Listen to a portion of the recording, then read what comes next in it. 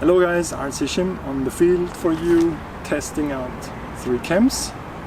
These are 3 4K capable cams, true 4K, and today I drove around and shot random stuff.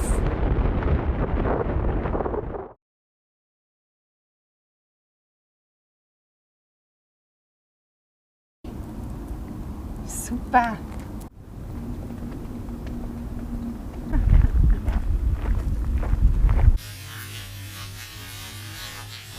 These cams all have Ambarella chips or CPUs inside.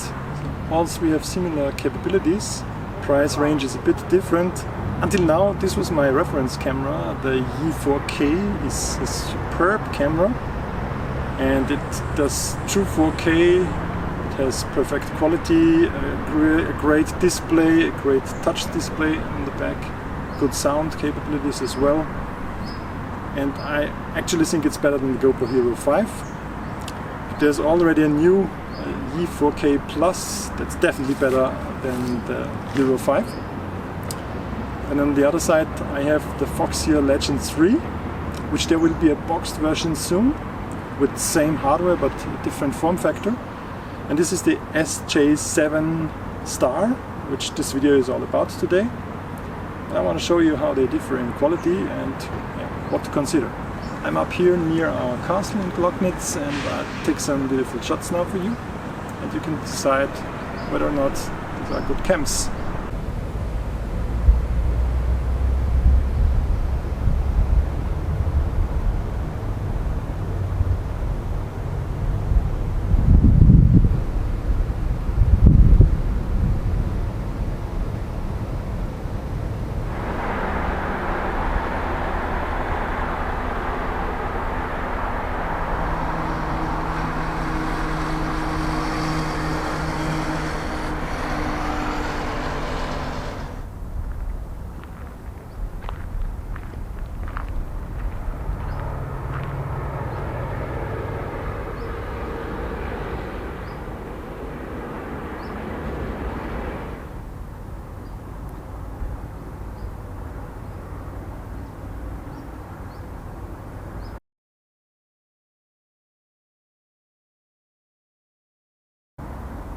Taking a look into the not so well lit area here and see how much detail we get.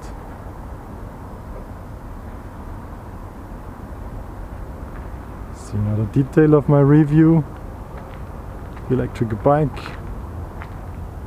which I came with. Of course the dynamic range of the cameras isn't the best, but you can tweak this.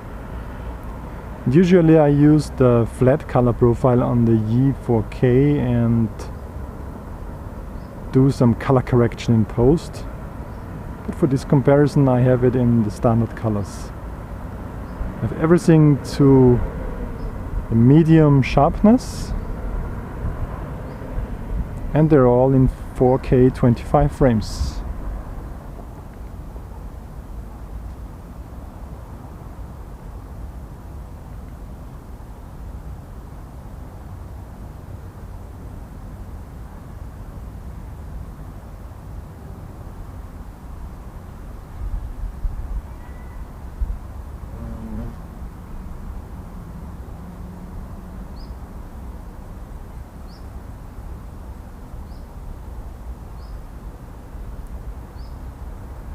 Could be a good sharpness test wall here.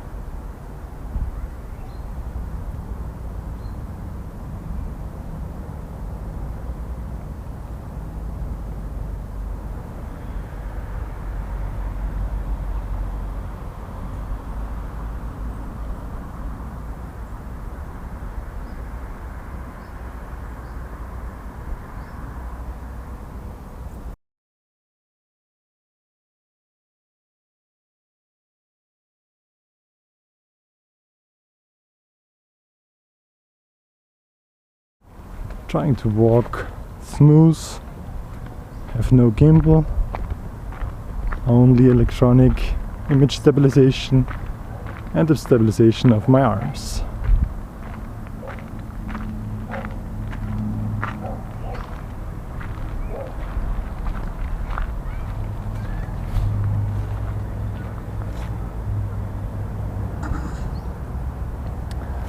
While the sun is good,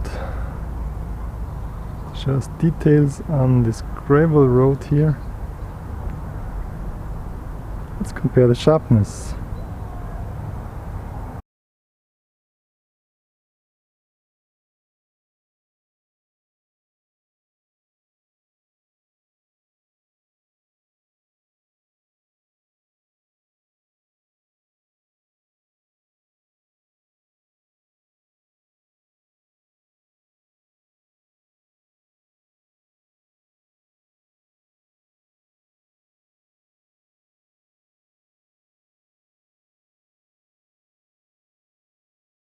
Okay, so a few additions to my journey through Glocknitz.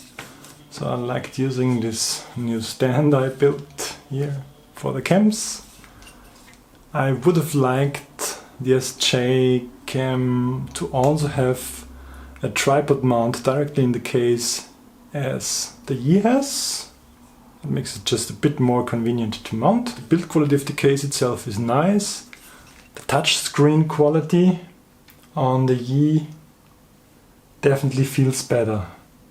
It feels much more responsive to scroll up and down and just do stuff here than here. I mean, it's hardly transferred to the video. Scrolling is just a bit off. The accessibility of options though is quite good. You're really faster with the touch screen than with just buttons, so setting up the right resolution and the right stuff and so forth is nice and easy. With recording 4K video is quite demanding, so the things get hot. If they get hot, they use a lot of energy. The Yi4k is really good. It has 1.5 hours of continuous 4K recording, which is really nice. I have to test this camera yet. It has this amount of minutes to record in 4K 25.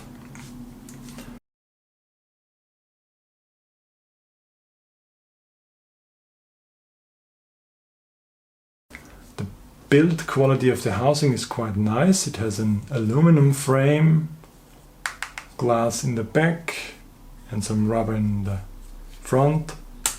The door is rigid. Storage card is on the outside. You also have you have a mini USB, not a micro USB. So that's really like the GoPro 3 and GoPro 4. And it has micro HDMI. The box of accessories you get with the SJCam, as usual, is plenty of GoPro style mounts, handlebar mount, underwater case, which looks nice. The underwater case also has a second door with a thinner back, which is only waterproof to like 3 meters, but you can use the touch screen, so that's a nice option. 3 meters is enough for snorkeling. Of course, it's not enough if you see this extra cool animal down there 5 or 10 meters and you dive down holding your breath, so might be a deal breaker then. So I will rather use the standard housing, which is 30 or 60 meters, more than enough for me. A lot of adhesive things here and a frame style mount if you just want to use it or mount it on a tripod. But after all, it's an entry level, a cheap 4K cam, so we should keep this in mind. One more tip, I mean, I found this on Banggood. I ordered this for like 10 bucks. It's actually a 3D printed part that they sell. It's suitable for GoPro Hero 3 or 4 to be mounted on the Osmo Mobile. And since this has exactly or almost exactly the same measurements as the GoPro 3, 4, this also suits this adapter really nice. The buttons work. And with this thing, I can also use something other than my phone on the Osmo Mobile, and the Osmo Mobile is a wonderful device.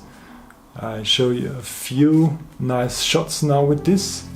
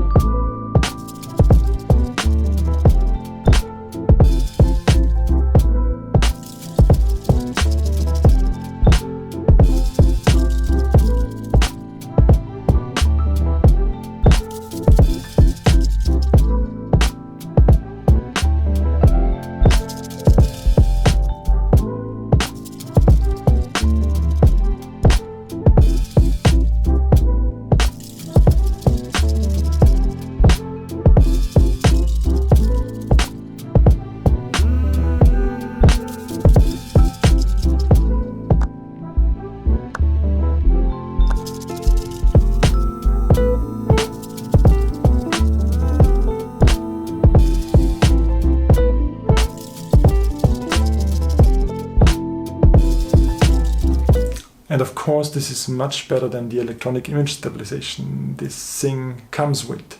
So if you want stabilized footage, you should get a gimbal. Using 4K 25 without stabilization and moving just doesn't look good for me. For movement, for action, you need 50 frames or more. I will link you this cheap adapter here. Maybe you can find it on some 3D printing sites as well if you have a 3D printer. It's a nice option.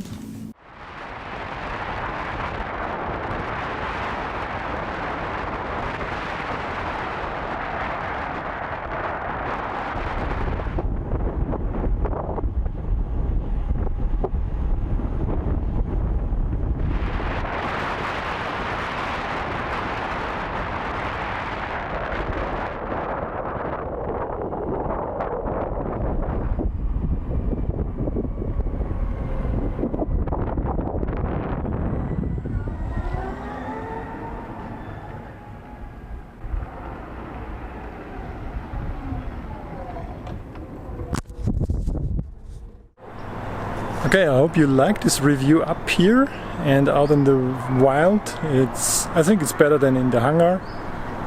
Let me know what you think of those cams. Which one do you prefer? What are the most important things for you on such a cam? For me, battery life of the Yi is still one of the main features that I really love.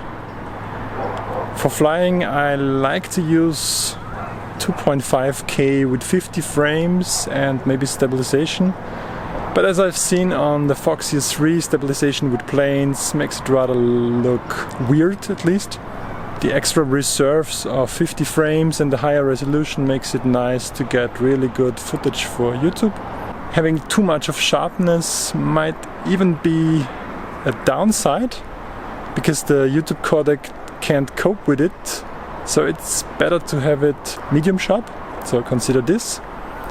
And the main thing I've learned about those cheap 4K capable cams, their CPU is not powerful enough to scale correctly and with high quality. If they have to scale, like in 1080p 60 or 1080p 100 or 200 frames, they have to scale 200 frames per second, which takes a lot of processing power. And the CPU is just not fast enough, so they don't scale in a nice quality, and it's all with edgy lines and ugly. 4K narrow.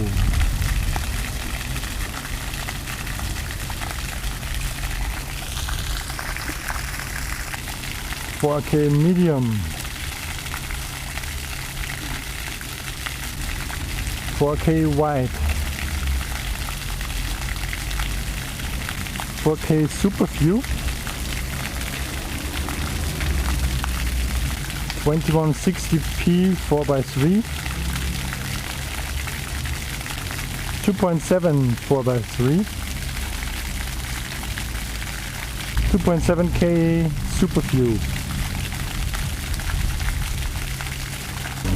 2.7K 69. 2.5K 50 frames wide, 1440p 4x3 is 50 frames, 1080p 100 wide,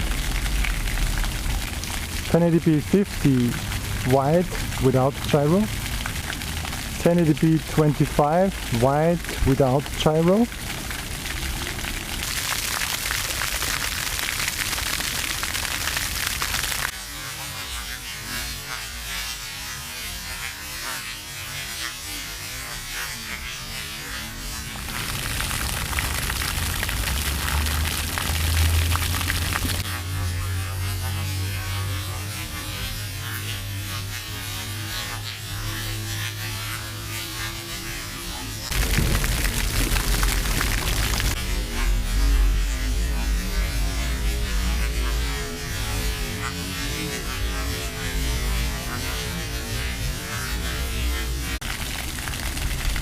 720 200 frames narrow. That's the extreme quality test.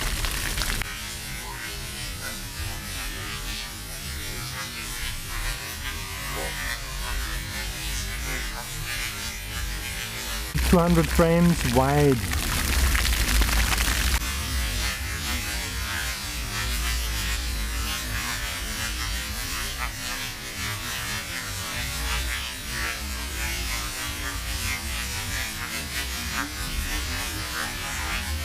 Here the Yi4k has a more powerful processor, and the newer Yi4k Plus even has the next version, the Umbrella H2, which seems to be a killer CPU, and it can even record or process 4K in 60 frames, which is awesome for a little action cam. Okay, so thanks for watching this review. My hand is getting shaky because this cam is rather heavy. Thanks for watching. Bye.